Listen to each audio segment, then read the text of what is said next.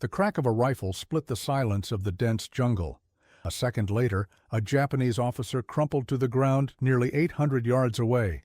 Through his scope, Marine Sniper Sergeant Augustus Montgomery watched as confusion erupted among the enemy patrol. It was June 7, 1944, on the island of Saipan. The air was thick with humidity, mosquitoes buzzing incessantly as sweat rolled down Montgomery's face, stinging his eyes.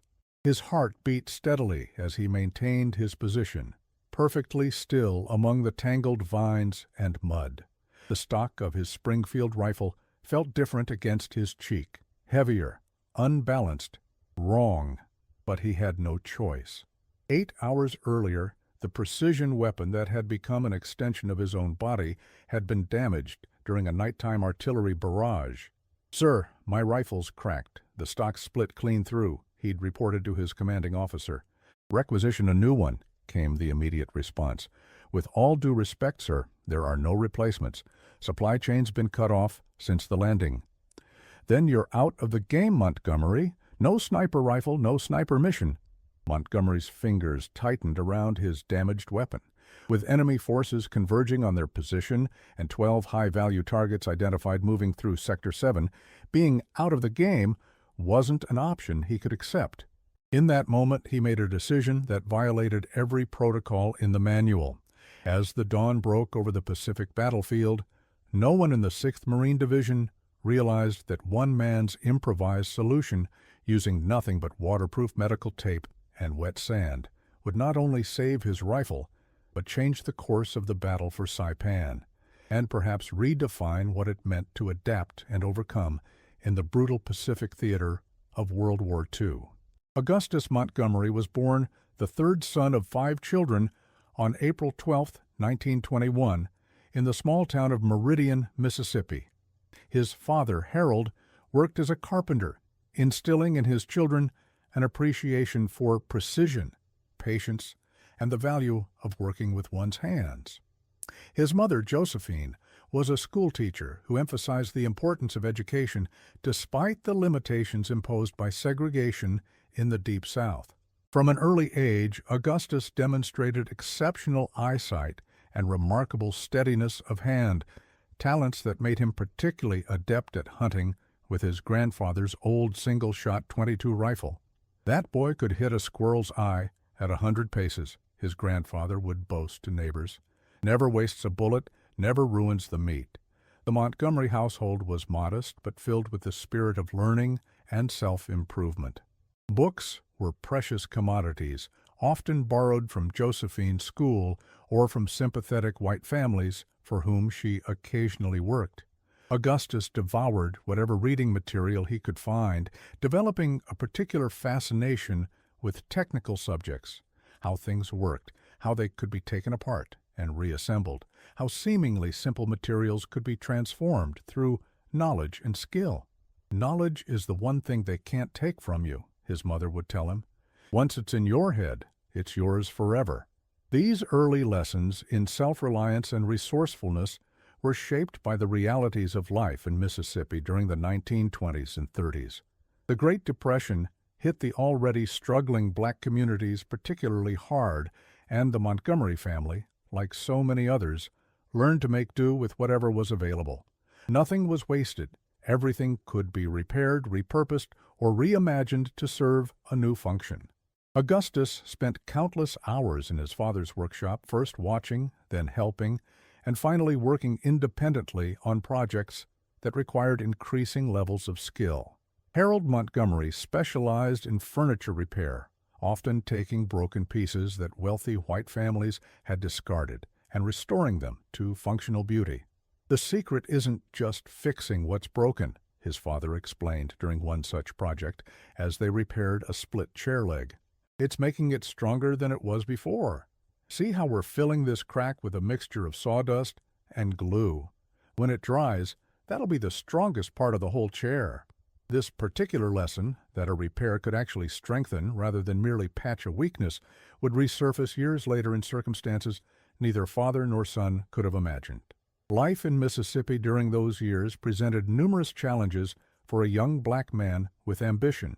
Despite excelling in school and displaying natural leadership abilities, Montgomery found his opportunities severely restricted by the rigid racial barriers of the time. The local high school for black students was underfunded and lacked many basic resources, but dedicated teachers like his mother helped students achieve beyond what the facilities might have suggested possible.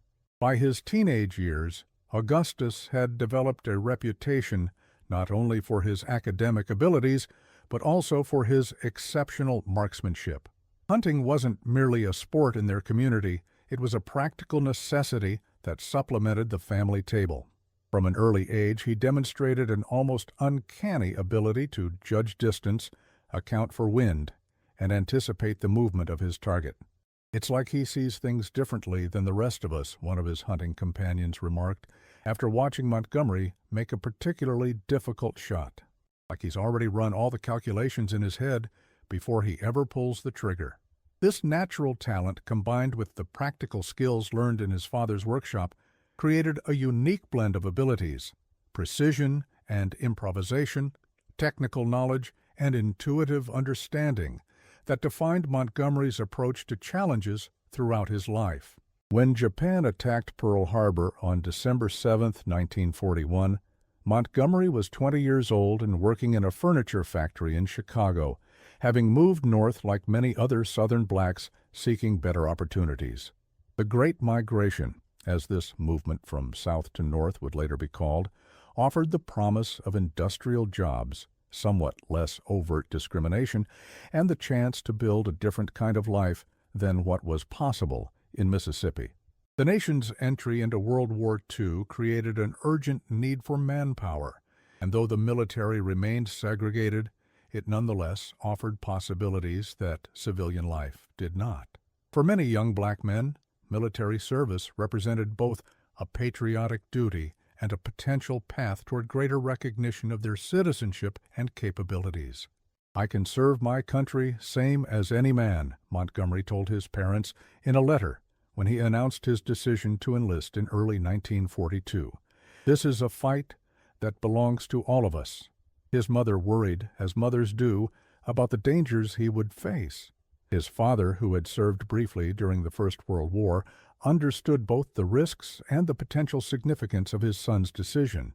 On February 3, 1942, Augustus Montgomery reported to the segregated training facility at Montford Point, North Carolina, one of the first black recruits accepted into the previously all-white Marine Corps. The establishment of the Montford Point training facility represented a historic, if reluctant, shift in Marine Corps policy. Until 1942, the Corps had been the only branch of the U.S. military to completely exclude black Americans from service.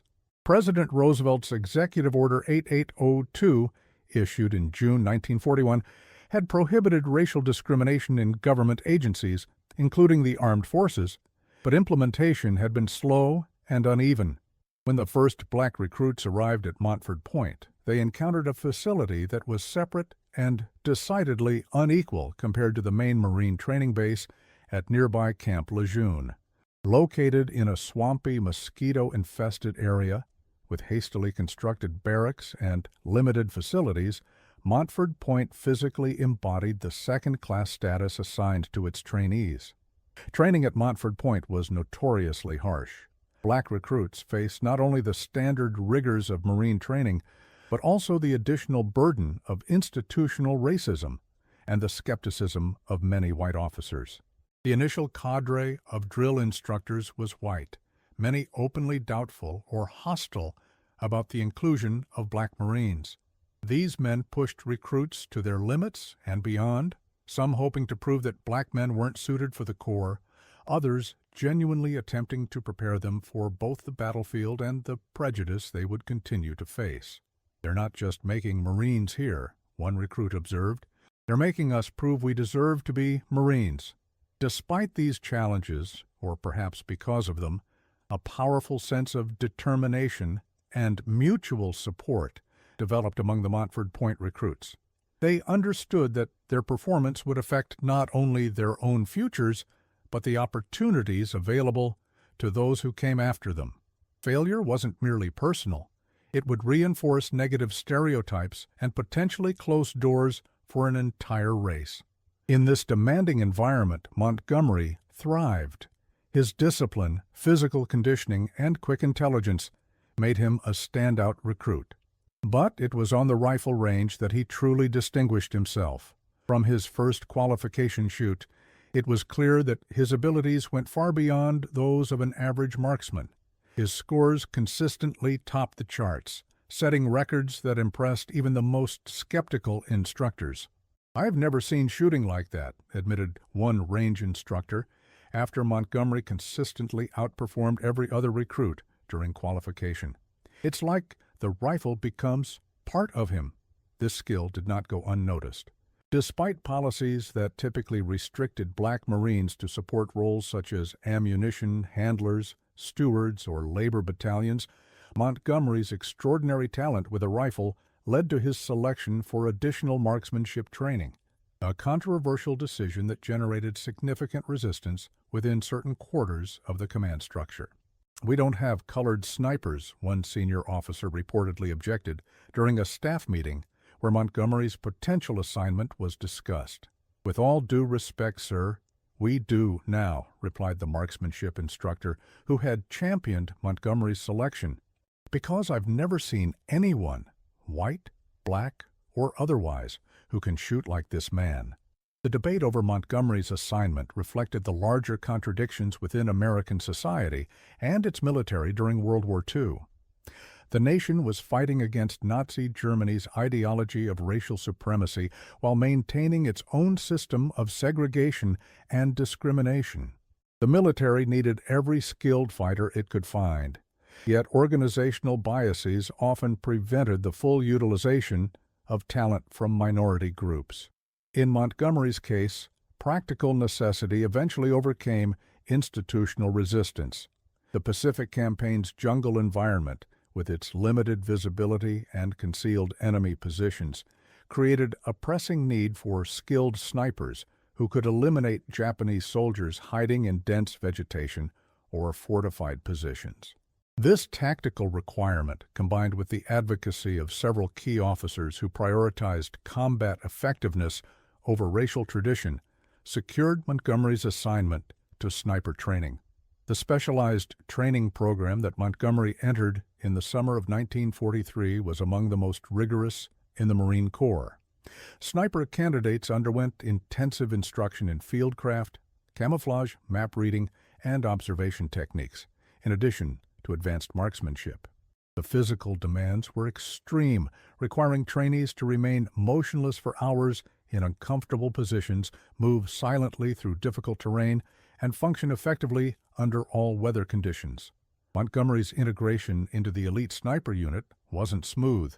Many of his fellow trainees, all white, initially refused to train with him or acknowledge his presence. He slept in segregated quarters, ate at segregated tables, and endured constant scrutiny and suspicion. Every mistake was noted, every success questioned or minimized. There were whispered comments suggesting that his assignment was merely a political gesture, that he would never be trusted with real combat missions. Yet, with each passing day on the training grounds, as his bullets consistently found their targets with uncanny precision, grudging respect began to replace outright hostility. Excellence has its own authority, and Montgomery's skills were simply too exceptional to dismiss. "I don't care if he's purple with yellow polka dots," one fellow sniper finally declared, after Montgomery outshot the entire unit during a particularly challenging training exercise that simulated combat conditions. "I just want him on our side when the shooting starts." The sniper training program emphasized not only marksmanship, but also an intimate understanding of one's weapon. Trainees learned to completely disassemble and reassemble their rifles blindfolded, to diagnose and correct mechanical issues under field conditions, and to make minute adjustments to account for environmental factors.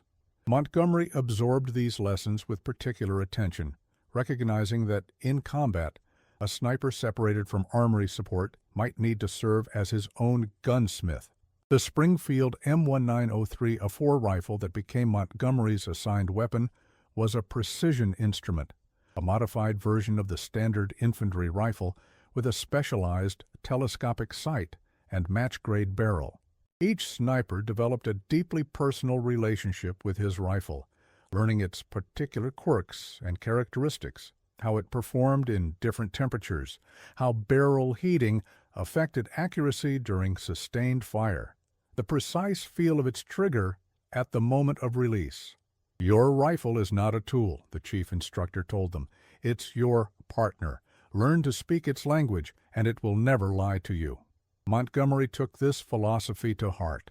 During off-duty hours, when other trainees might be relaxing, he could often be found at the armory, studying the technical specifications of various weapons or discussing mechanical refinements with the gunsmiths. This combination of natural talent and technical knowledge made him not just an exceptional shooter, but a complete sniper, someone who understood both the art and science of his craft.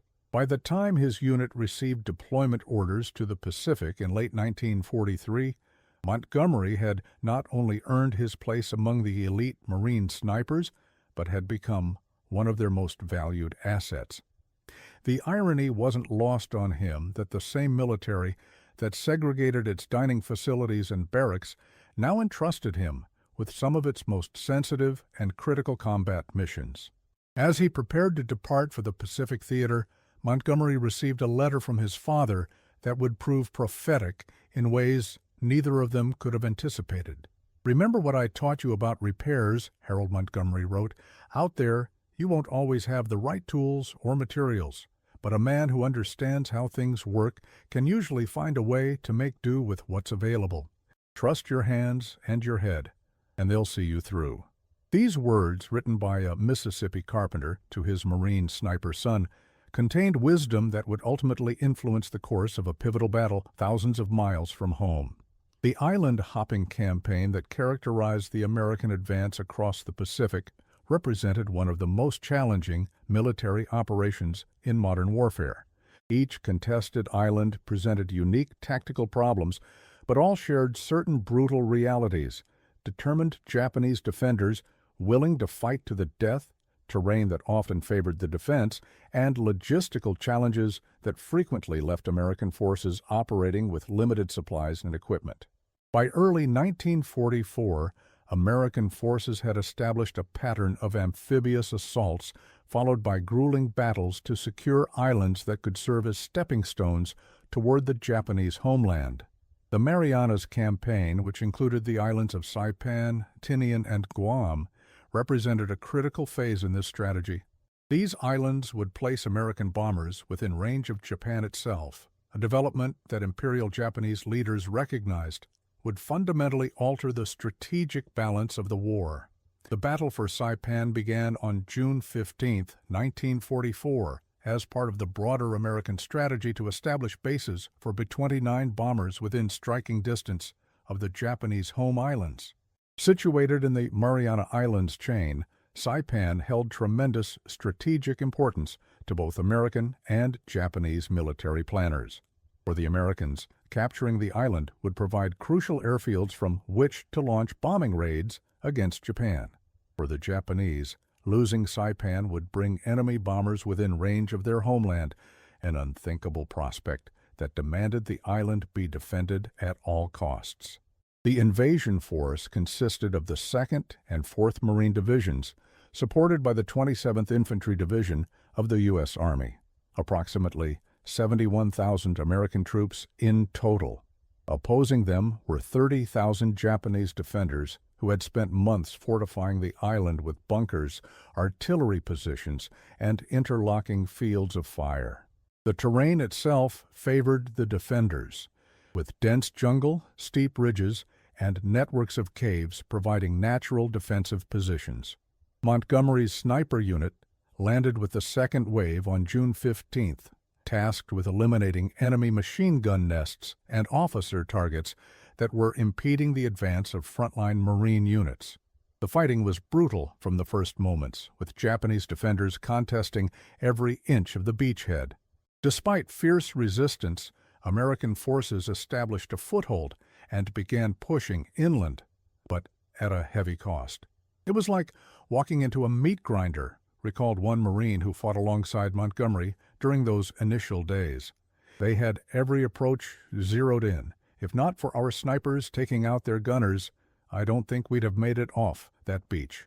The role of snipers in the Pacific Campaign differed significantly from their employment in the European theater. While European combat often featured clearly defined front lines and conventional engagements, the jungle warfare of the Pacific created conditions where small units might be isolated, surrounded, or ambushed at any moment. In this environment, snipers served not only as precision marksmen but also as scouts, intelligence gatherers, and force multipliers who could disrupt enemy operations through selective targeting of key personnel. As a sniper operating ahead of the main force, Montgomery experienced the battle differently than most infantrymen. Where they moved in units, he often worked alone or with a single spotter, infiltrating enemy-held territory to establish concealed positions from which to eliminate high-value targets. This role required not only exceptional marksmanship, but also stealth, patience, and an almost superhuman ability to remain motionless for hours at a time under the most challenging conditions. The Pacific jungle environment presented particular challenges for snipers. Unlike the relatively open terrain of Europe, the dense vegetation limited visibility and shooting lanes. Humidity and rainfall could affect powder performance and optics. Insects, from mosquitoes to centipedes, tested a sniper's ability to remain still despite physical discomfort. And the Japanese forces, themselves skilled at camouflage and concealment, presented an adversary who understood and respected the art of patient waiting. Montgomery quickly established a reputation within his unit for his ability to adapt to these conditions. Where some snipers struggled with the limited visibility, he seemed to develop an almost sixth sense for identifying subtle signs of enemy movement, a slight disturbance in the vegetation pattern, a momentary reflection from equipment, or the distinctive shape of a helmet partially visible through foliage. He could spot things the rest of us couldn't see even when they were pointed out to us. His regular spotter, Corporal Jonah Fleming, later recalled. It was like he could sense the enemy rather than just see them. This perceptual advantage was matched by Montgomery's exceptional ability to account for environmental factors affecting his shots. In the jungle, with its variable humidity, inconsistent winds channeled between terrain features, and limited reference points for range estimation, accurate shooting required continuous adjustments based on conditions.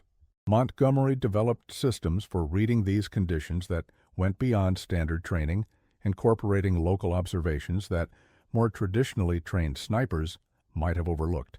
He'd touch the leaves a certain way to check the moisture in the air, Fleming noted, or watch how different plants were moving to read wind patterns at various distances. Things they never taught us in sniper school, but they worked. By June 22nd, 1 week into the battle, American forces had secured approximately half the island, but Japanese resistance was stiffening as they retreated into the more defensible northern terrain. Intelligence reports indicated that the Japanese were reorganizing their forces for a major counterattack, with key officers moving between positions to coordinate the effort. Montgomery's unit received orders to establish overwatch positions along a ridge overlooking a valley through which Japanese reinforcements were expected to move. Their mission was critical: identify and eliminate officer targets to disrupt the enemy's command structure before the counterattack could be launched. Failure would likely result in a coordinated Japanese assault hitting vulnerable American units still consolidating their positions, an outcome that could potentially push the invading forces back to the beaches. What no one anticipated was how a simple accident would threaten this crucial mission, or how one Marine's refusal to accept failure would lead to one of the most remarkable demonstrations of battlefield improvisation in the Pacific Campaign.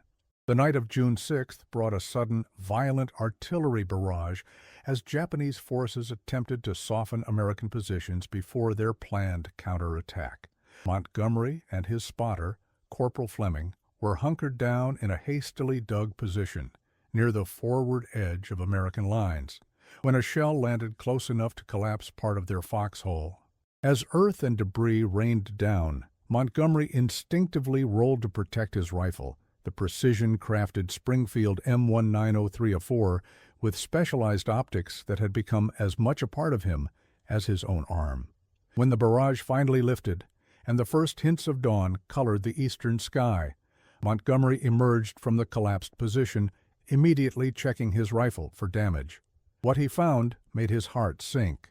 The wooden stock of the Springfield had a diagonal crack running through it just behind the receiver, a critical structural failure that made the weapon unstable and potentially dangerous to fire. "How bad?" Fleming asked, brushing dirt from his uniform. Montgomery said nothing, simply holding up the rifle so his spotter could see the damage. The crack was significant, running almost entirely through the wooden stock. "That's it then," Fleming said grimly. "Mission's scrubbed. We'll have to report back and get you a replacement."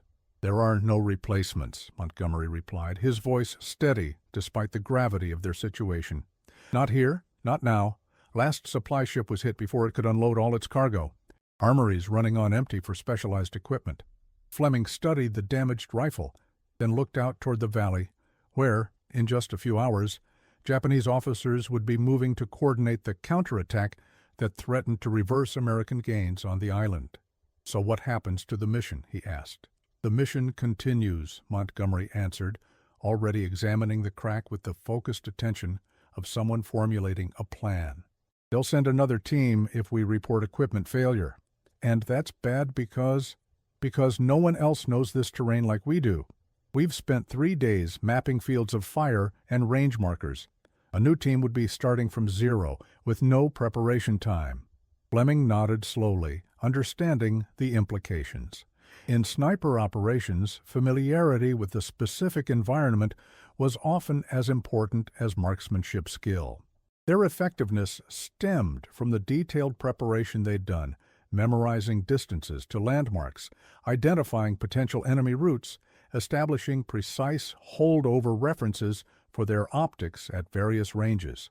Another team, even equally skilled, would lack this critical site-specific knowledge. Then what? We just sit this one out while everyone else gets shot to hell? Montgomery stared at his damaged rifle, turning it over in his hands, testing the severity of the crack. His mind raced through possibilities, drawing on years of experience, not just as a Marine, but as a carpenter's son who'd grown up learning how things worked, how they could be fixed when broken. In that moment, the lessons of his father's workshop seemed as important as any military training he'd received. "No," he finally said, a plan already forming. "We're not sitting anything out. I need your medical tape. All of it." "Medical tape? For what?" "And I need sand. Wet sand, as fine as you can find." Fleming stared at him in disbelief. "You've lost your mind, Montgomery. What the hell are you thinking?" "I'm thinking that in about 6 hours, a dozen Japanese officers are going to be moving through that valley, coordinating the attack that might push us back into the ocean. And I'm thinking I'm not going to let that happen because of a cracked piece of wood."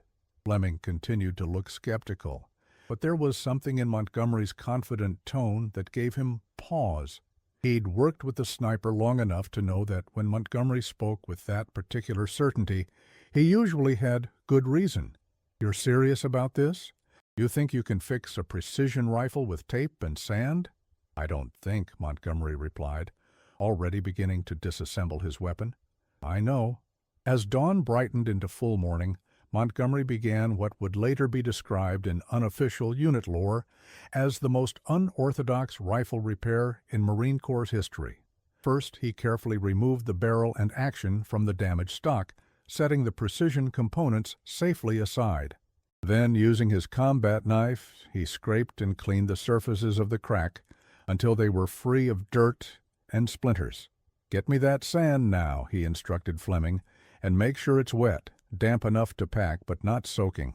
While his spotter went in search of suitable sand, Montgomery continued preparing the damaged stock. The crack had occurred in one of the most critical areas, just behind the receiver, where the force of recoil would be concentrated. A repair in this section would need to withstand significant stress, distributed across the entire area to prevent further splitting. My father used to say that repairing wood is about understanding its grain, Montgomery explained, when Fleming returned with a helmet half filled with fine, damp sand from a nearby stream bed. Wood wants to split along its natural lines, so a good repair has to work with those lines, not against them. Montgomery began the next phase of his improvised repair. He packed the wet sand into the crack, forcing it deep into the wood's grain, creating a natural filling that conformed perfectly to the irregular surfaces of the break. As he worked, he explained the theory behind his unconventional approach. "The sand will act like a cement when it dries," Montgomery said, his fingers working with delicate precision despite their size and strength. "My father used this trick to repair furniture sometimes when glue alone wasn't strong enough. The sand particles lock together and create friction against the wood fibers. It won't be as strong as an original unbroken stock, but it'll distribute the force of recoil more evenly than the crack alone would." With the crack filled, Montgomery began the painstaking process of wrapping the damaged section with waterproof medical tape, the kind designed to stay secure even in the humid Pacific conditions. Layer after layer went on, each pulled tight and carefully overlapped with the previous one to distribute pressure evenly across the repair. "This is crazy," Fleming muttered, though there was a note of admiration in his voice. "You really think this will hold?" "It doesn't have to hold forever," Montgomery replied, his focus never wavering from his work. "It just has to hold for one mission." The final step involved using the heat from their small camp stove to carefully dry and set the repair, creating a surprisingly solid combination of sand-filled wood and tightly wrapped medical tape. When Montgomery finally reassembled the rifle, carefully reattaching the barrel and action to the repaired stock, the result looked unorthodox, but functional, a marriage of military precision and battlefield necessity. "I wouldn't take it to a marksmanship competition," Montgomery said, testing the weight and balance of the modified weapon, "but it'll do what we need it to do." Fleming shook his head. "The lieutenant finds out you're using a jury-rigged rifle. Instead of reporting the damage, he'll have your stripes." Montgomery checked the action one final time, then looked up at his spotter with quiet determination. "After today, he can have my stripes if he wants them, but first, we have a job to do." What followed would become the stuff of unit legend, a display of marksmanship made all the more remarkable by the circumstances under which it was achieved. Shortly after dawn on June 7, 1944, Montgomery and Fleming were in position on a ridge overlooking the valley through which intelligence had indicated Japanese officers would be moving. The jungle canopy provided concealment, while carefully selected firing ports offered clear lines of sight to the trail below. The temperature was already climbing toward the day's eventual high of 98 degrees, with humidity that made each breath feel like drinking water. Insects buzzed incessantly around them, but both men remained motionless, their camouflage and body discipline making them nearly invisible in the dense foliage. They had been in position for nearly 3 hours, allowing plenty of time for any disturbance caused by their arrival to settle and for wildlife patterns to return to normal, a key indicator that no human presence was detected. Montgomery settled into position, adjusting his body to accommodate the slightly altered feel of his repaired rifle. The weight distribution was different, the balance point shifted by the sand and tape. A traditional sniper might have found these changes intolerable, enough to compromise accuracy beyond acceptable limits. But Montgomery wasn't a traditional sniper. His extraordinary natural talent, combined with an intimate understanding of his weapon, born from thousands of hours of practice, allowed him to make mental adjustments that most marksmen couldn't have attempted. "Movement," Fleming whispered from beside him, peering through his binoculars. 600 yards, northern approach. Looks like our intel was good." Montgomery made minute adjustments to his position, settling the rifle against his shoulder, feeling the unfamiliar pressure points created by the repair. Through his scope, he could see a group of Japanese soldiers moving along the jungle path, their uniforms marking most as ordinary infantry. but among them were officers, distinguishable by their swords and insignia. "I count 3 officers in the first group," Fleming reported quietly.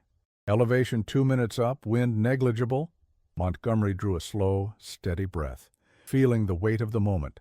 His first shot would tell him whether his improvised repair would hold or fail catastrophically. More importantly, it would alert the enemy to their presence, meaning he would need to eliminate as many high-value targets as possible in the brief window before the Japanese could take cover or determine his position. He exhaled halfway, held, and squeezed the trigger. The rifle fired, a sharp crack that seemed unnaturally loud in the morning stillness. Through his scope, Montgomery saw the lead officer drop instantly, a clean hit despite the modified weapon. The stock had held, though he felt a different recoil pattern, slightly heavier vibration transmitted through the repaired section. "Hit," Fleming confirmed unnecessarily. "They're scattering." Montgomery was already reacquiring, finding his second target amidst the suddenly chaotic scene below. The Japanese soldiers were diving for cover, but their officers were attempting to establish order, making themselves momentarily visible targets. His second shot came 4 seconds after the first, dropping another officer. "Compensate 2 inches right," he murmured to himself, making a mental note of how the repaired rifle was performing.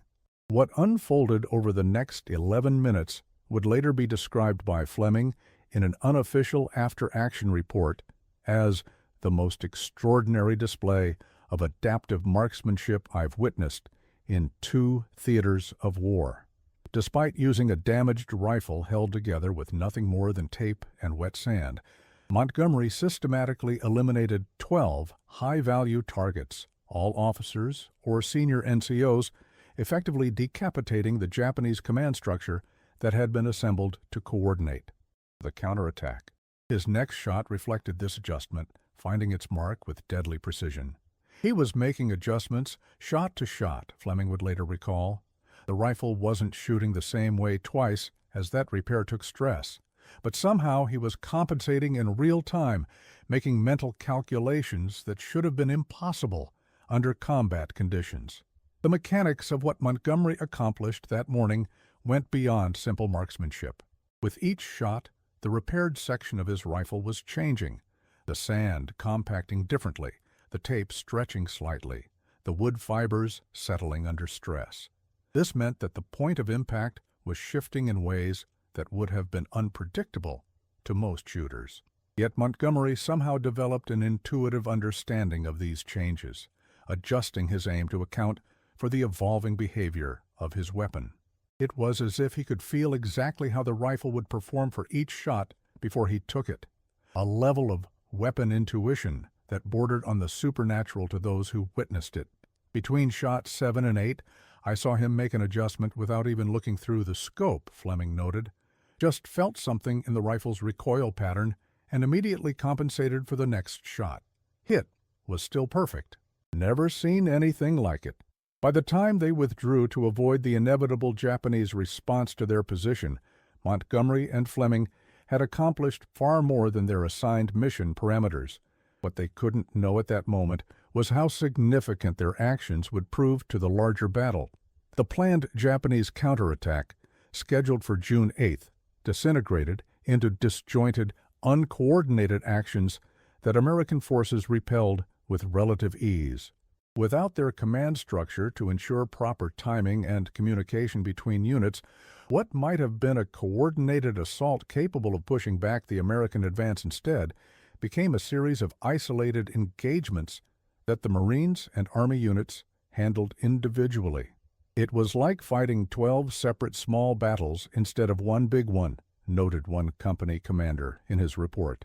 They came at us piecemeal, without any coordination. We chewed them up. Military intelligence later determined that Montgomery's elimination of those 12 key officers had created a leadership vacuum at precisely the moment when the Japanese forces required clear command to execute their complex counterattack plan. In the absence of coordinated leadership, unit commanders defaulted to individual initiative, resulting in the fragmented response that American forces exploited to maintain and then expand their foothold on the island. The significance of this disruption cannot be overstated. The planned Japanese counterattack represented their best opportunity to push the Americans back into the sea. American forces were still consolidating their positions, supply lines were tenuous, and many units were depleted from the initial landing battles. A well-coordinated assault by the remaining Japanese forces might have successfully exploited these vulnerabilities.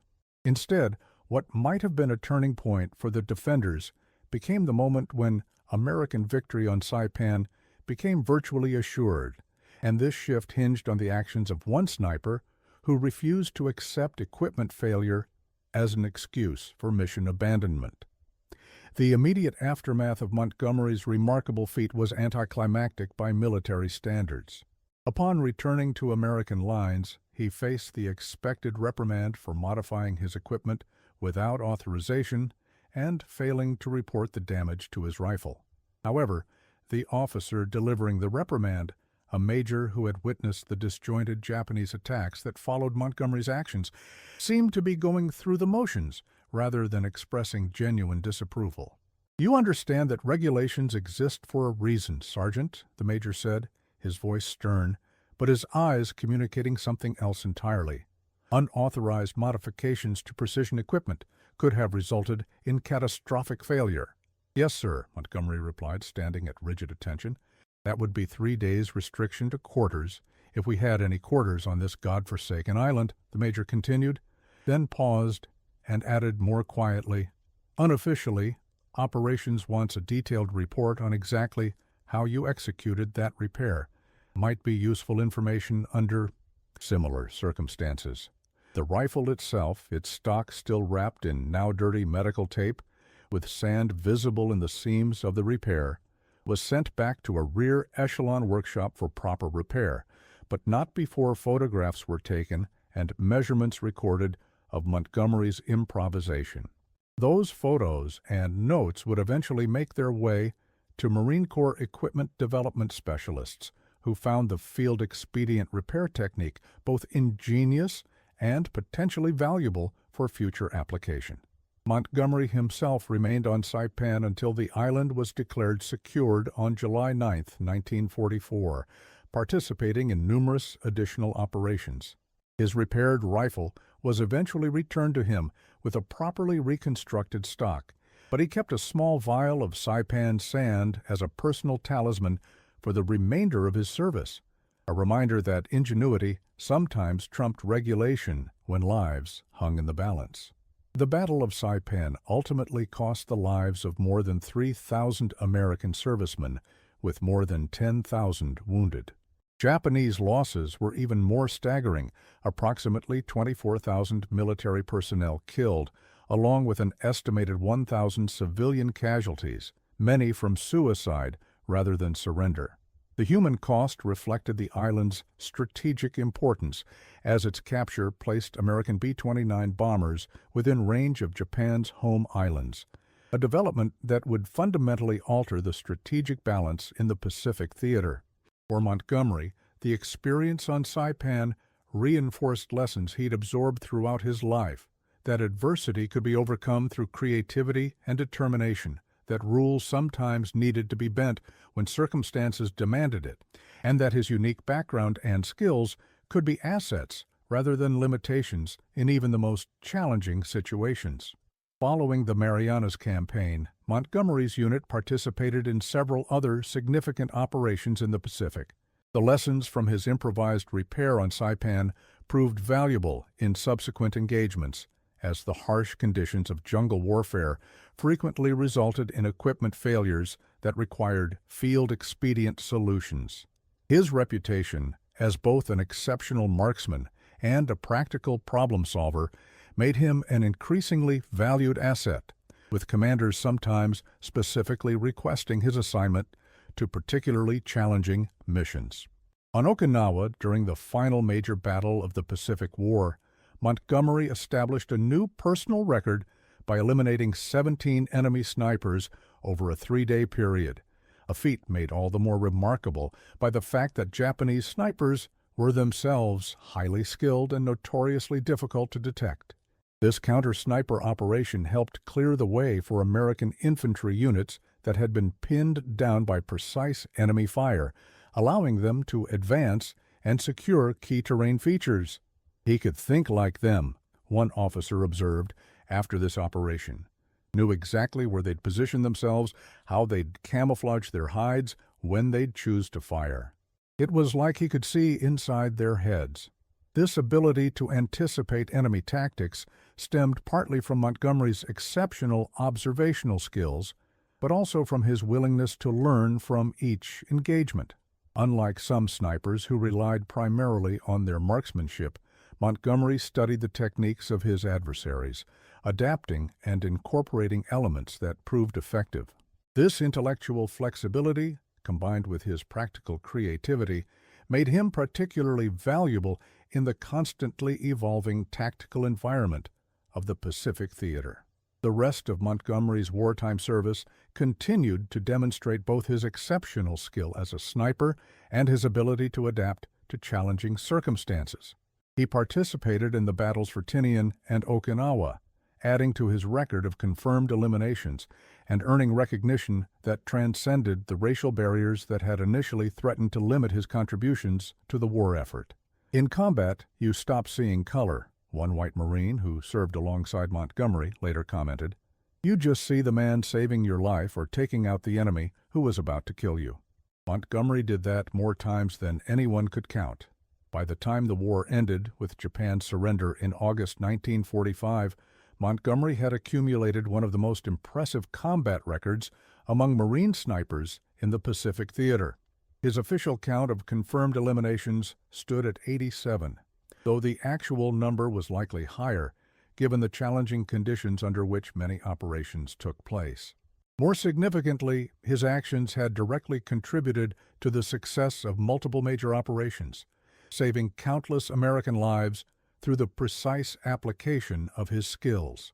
When Augustus Montgomery returned home, he, like many black veterans, faced the painful contrast between his service abroad and his reception at home. Despite having earned multiple decorations and commendations, he found the transition to civilian life challenging in ways that his white counterparts often did not. Job opportunities were limited, housing was restricted, and the skills he had developed as a Marine sniper had few direct civilian applications. The America to which Montgomery returned in late 1945 was still deeply segregated. The GI Bill, which provided educational and housing benefits to veterans, was administered in ways that often excluded black servicemen from its full advantages. Many colleges remained segregated, especially in the South, and banks frequently denied loans to black applicants regardless of their service records or qualifications. Nevertheless, drawing on the same adaptability and determination that had served him on Saipan, Montgomery built a life in post-war America. He used the GI Bill to attend trade school, becoming a precision machinist, a career that utilized the same steady hands and attention to detail that had made him an exceptional marksman. He married Evelyn Washington, a young woman he had corresponded with during the war, in 1947, and they raised 3 children together in Detroit, Michigan. The industrial boom of post-war America created opportunities in manufacturing that were somewhat more accessible to black veterans than many other fields. Montgomery's technical skills and work ethic earned him advancement within his company, eventually reaching a supervisory position that would have been unimaginable for a black man in many parts of the country during that era.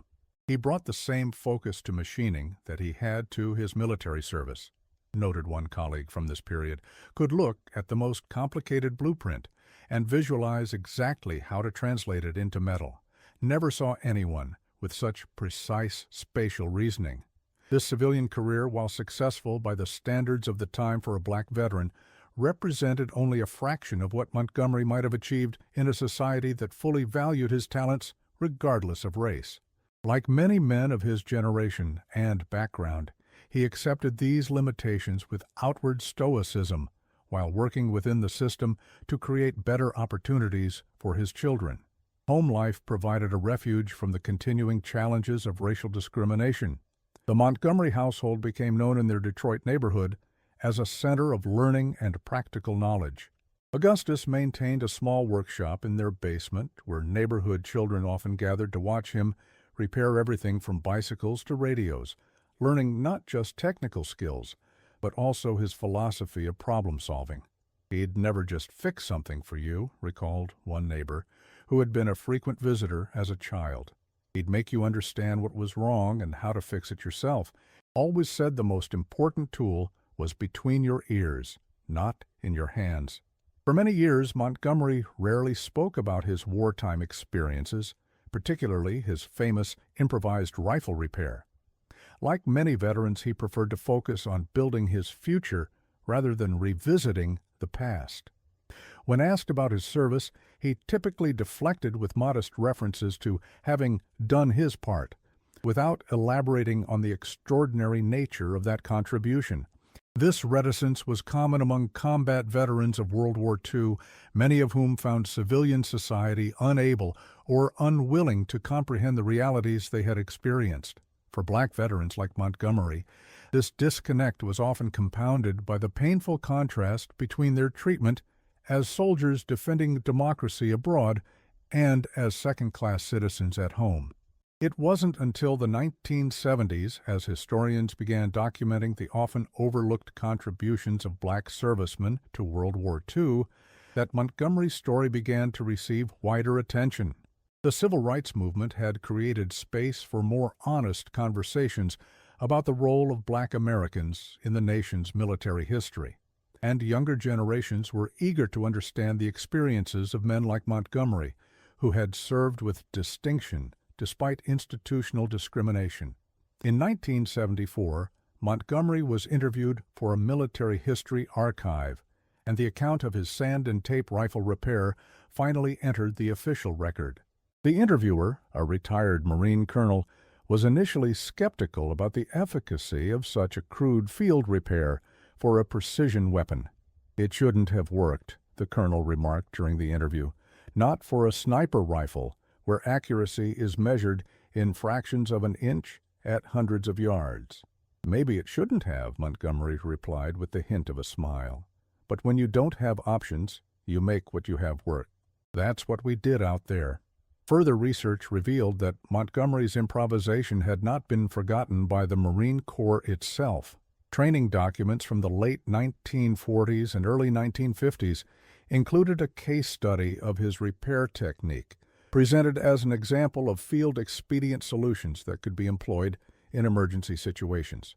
Several veteran snipers from later conflicts, including Korea and Vietnam, reported learning about the sand and tape fix during their training, though few realized it had originated with a black Marine on Saipan. One unexpected legacy of Montgomery's improvisation came in the form of equipment design changes. Analysis of his repair technique contributed to the development of improved field repair kits for sniper rifles and influenced certain aspects of stock design in later military rifles. Engineers were particularly intrigued by his use of wet sand as both filler and stabilizing agent, a solution that required no specialized materials, yet provided sufficient structural integrity under combat conditions. "It was backyard engineering at its finest," noted one weapons designer who studied the case. "The kind of solution that emerges from necessity and practical experience rather than laboratory testing. Those are often the innovations that teach us the most." The inclusion of Montgomery's technique in official training materials represented a quiet acknowledgment of his contribution, though his name wasn't always associated with the method in early documents. This omission reflected the broader pattern of black servicemen's contributions being utilized but not fully credited, a pattern that historical researchers in later decades would work to correct through more comprehensive documentation efforts. Perhaps the most meaningful recognition came from the men whose lives had been directly affected by Montgomery's actions that day on Saipan. In the early 1980s, Montgomery received a letter from Robert Garrison, a former Marine who had served with one of the frontline companies that would have faced the full brunt of the Japanese counterattack had it been successfully executed. "I never knew your name until recently," Garrison wrote, "but I've known about what you did since June 44. Our captain told us how a sniper had taken out the entire Japanese command group that was supposed to lead the attack on our position. We were undermanned and exhausted after a week of fighting. If they'd hit us with everything they had, coordinated and at full strength, I don't think I'd be writing this letter today. There are dozens of us still around because of what you did that morning." Montgomery kept that letter in his bedside table until the day he died. In his later years, as American society slowly began confronting and acknowledging its history of racial discrimination, Montgomery occasionally spoke to historical societies and veterans groups about his experiences as one of the first black Marine snipers. He did so not to seek personal recognition, but to ensure that the contributions of African American servicemen would not be forgotten or minimized in accounts of the war. "We didn't serve to make a political point," he told one audience in 1986. "We served because it was our country, too, even when it didn't always treat us that way. And when the moment came to step up, we did what needed doing, same as anyone else." Sometimes with duct tape and sand, he added, with a characteristic smile, "but we got the job done." These speaking engagements revealed Montgomery as a natural storyteller, with a gift for making technical subjects accessible to general audiences. His explanations of sniper techniques or rifle mechanics were clear enough for novices to understand while containing enough depth to engage experts. More importantly, he conveyed the human dimensions of combat, the fear, the camaraderie, the split-second decisions that could determine survival, in ways that resonated with listeners regardless of their military background. "He never portrayed himself as a hero," noted one historian who attended several of his talks. "He spoke about what he did as simply necessary, the job that needed doing at that moment." But that understatement somehow made the achievement even more impressive. Augustus Montgomery passed away in 1993 at the age of 72, survived by his wife, 3 children, and 7 grandchildren. His funeral was attended not only by family and friends, but by several aging Marines who had served in the Pacific, men who had traveled from across the country to pay their respects to the sniper whose improvised rifle repair had changed the course of a pivotal battle. In 2004, a display at the National Museum of the Marine Corps included a recreation of Montgomery's field-repaired rifle, alongside an account of his actions on Saipan, marking one of the first times his story was presented to the general public in a major military museum. Visitors to the exhibit frequently expressed amazement not only at the ingenuity of the repair, but at the extraordinary skill required to use such a compromised weapon effectively under combat conditions. A documentary film about the Montford Point Marines, released in 2012, included a segment on Montgomery's Saipan experience, bringing his story to a wider audience and contextualizing it within the broader narrative of Black American service during World War II. This increased visibility reflected growing public interest in recovering and honoring the full spectrum of contributions to America's military history, including those that had previously been under-recognized due to racial prejudice. Academic researchers also began examining Montgomery's case as an example of what military historians call tactical adaptation, the ability of frontline personnel to develop innovative solutions to battlefield challenges without formal institutional support. His improvised rifle repair represented a particularly pure example of this phenomenon, emerging from the immediate necessities of combat rather than from official doctrine or training. His solution drew on knowledge from his civilian life as a carpenter's son, knowledge that wouldn't have been part of standard military training but proved decisive in that critical moment. This observation highlights one of the most significant aspects of Montgomery's story, how his unique personal background, which might have been dismissed as irrelevant or even disadvantageous in the segregated military of the 1940s, actually provided him with insights and approaches that more conventionally trained personnel might have lacked. "What makes Montgomery's case so fascinating," wrote one military historian, "is how it demonstrates the value of diverse backgrounds in problem-solving. His improvised repair represented not just individual ingenuity, but the value of diverse perspectives in addressing complex challenges." The lasting significance of Montgomery's actions extends beyond the immediate tactical impact they had on the battle for Saipan. His story embodies several profound truths about warfare and humanity that continue to resonate across generations. First, it demonstrates how individual initiative can transcend limitations imposed by circumstances, regulations, or social prejudice. When Montgomery's rifle was damaged, multiple barriers stood between him and mission accomplishment. A physical barrier, the broken weapon; an organizational barrier, regulations prohibiting unauthorized modifications; and the societal barrier of serving in a military that still struggled to fully accept black servicemen in combat roles. Rather than accept these limitations, he found a way forward using the most basic materials available to him. Second, his story highlights how diverse backgrounds and experiences enhance military effectiveness. Montgomery's solution drew not only on his Marine training, but on knowledge he had acquired growing up as a carpenter's son in Mississippi, a background quite different from that of many of his fellow Marines. That unique perspective enabled him to see possibilities that others might have missed, turning a potential mission failure into a remarkable success. The improvised repair itself represents a perfect synthesis of formal training and practical experience, of military precision and civilian craftsmanship.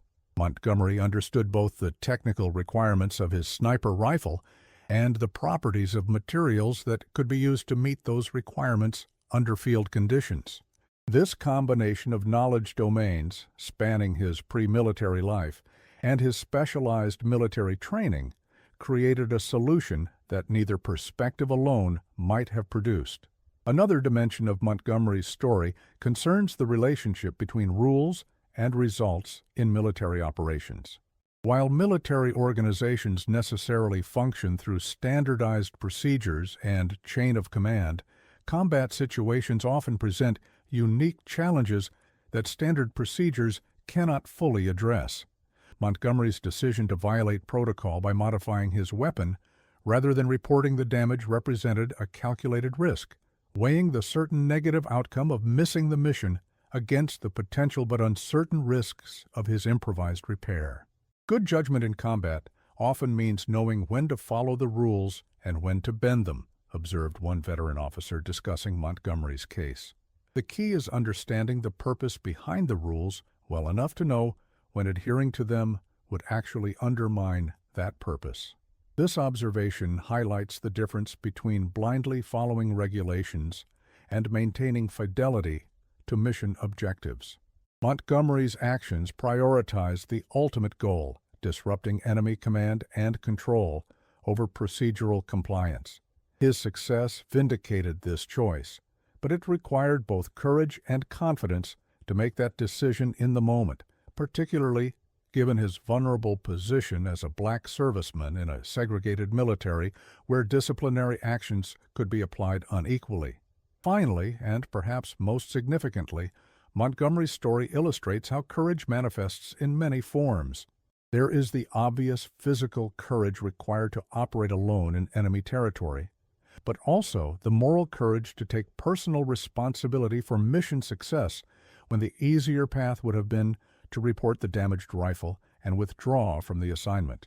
By choosing the more difficult course, risking both personal danger and potential disciplinary action, Montgomery exemplified the highest ideals of service and sacrifice. The fact that this courage was displayed by someone serving in a military that still practiced racial segregation adds another dimension to Montgomery's story. Despite facing discrimination within his own organization, he maintained an unwavering commitment to the mission and to his fellow servicemen. This dedication in the face of injustice speaks to a particularly profound form of patriotism, one based not on blind allegiance, but on a belief in America's potential to live up to its professed ideals. As we reflect on stories like Montgomery's, we're reminded that history is shaped not only by grand strategy and famous generals, but by individual men and women making difficult choices in challenging moments. Sometimes those choices involve nothing more exotic than duct tape and sand, applied with determination and skill in the face of seemingly insurmountable odds. Would you have made the same choice? Would you have trusted your skills enough to attempt a mission with equipment held together by little more than improvisation and hope? Would you have recognized, as Montgomery did, that sometimes the rulebook must give way to the immediate needs of the battlefield and the lives depending on your actions? These questions have no easy answers, which is precisely why stories like Montgomery's continue to fascinate and inspire us decades after the events themselves. They challenge us to consider what we might do when faced with impossible choices, and they remind us that history often turns on moments when ordinary individuals refuse to accept failure as an option. Share this account of extraordinary resourcefulness so others can appreciate how ingenuity and determination can overcome seemingly impossible odds. In a world that often focuses on equipment, technology, and systems, Augustus Montgomery's story reminds us that the human element, courage, skill, and adaptability, remains the most crucial factor in overcoming life's greatest challenges. The next time you face your own broken rifle, whatever form it might take, remember the Marine sniper on Saipan who looked at a damaged weapon and saw not an excuse for inaction, but an opportunity to demonstrate that necessity truly is the mother of invention, even when that invention consists of nothing more complicated than wet sand and medical tape applied with determination and purpose in the heat of battle. In military training centers across the country, the Montgomery method is now taught as a field expedient repair technique, a practical legacy of one Marine's refusal to accept equipment failure as mission failure. But perhaps the more significant legacy lies in the philosophical approach the technique represents, the belief that with sufficient creativity and determination, solutions can be found to even the most daunting problems using whatever resources happen to be at hand. This philosophy extends far beyond military applications. In emergency medicine, disaster response, space exploration, and countless other fields where lives may depend on improvised solutions, Montgomery's approach offers a valuable template, one that emphasizes possibility over limitation and action over resignation. The most important weapon is the one between your ears, Montgomery often told young Marines who asked about his famous repair. Everything else is just a tool, and tools can be fixed or replaced. But without the right thinking, even perfect equipment won't save you. This emphasis on mental resourcefulness rather than material resources represents perhaps the most enduring aspect of Montgomery's legacy, a reminder that human creativity and determination remain our most powerful assets in confronting challenges of all kinds. As technological systems grow increasingly complex and specialized, the ability to improvise solutions when those systems fail becomes not less important, but more so. Montgomery's simple repair, executed under the most demanding conditions imaginable, stands as a testament to the enduring value of practical knowledge and creative thinking, qualities that no amount of technological advancement can render obsolete. In an age of precision-guided munitions and digital targeting systems, the fundamental lessons of Montgomery's experience remain relevant. Know your tools intimately, understand the principles behind their function, and maintain the flexibility of mind to adapt when circumstances demand. These lessons transcend their military origins to offer guidance applicable in virtually any field of human endeavor. Perhaps most importantly, Montgomery's story reminds us that extraordinary achievements often come from ordinary people placed in extraordinary circumstances, individuals who rise to meet challenges not because they possess superhuman abilities, but because they refuse to accept the limitations that circumstances or others would impose upon them.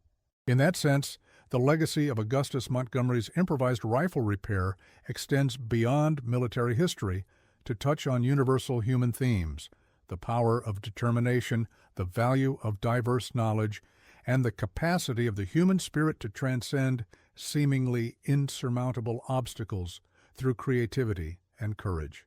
As we face our own challenges in an increasingly complex world, these lessons offer both practical guidance and inspirational example. They remind us that solutions often lie not in having more resources, but in more resourcefully using what we have, an approach embodied by one Marine sniper who, armed with nothing more than sand and tape, changed the course of a battle through sheer determination and ingenuity.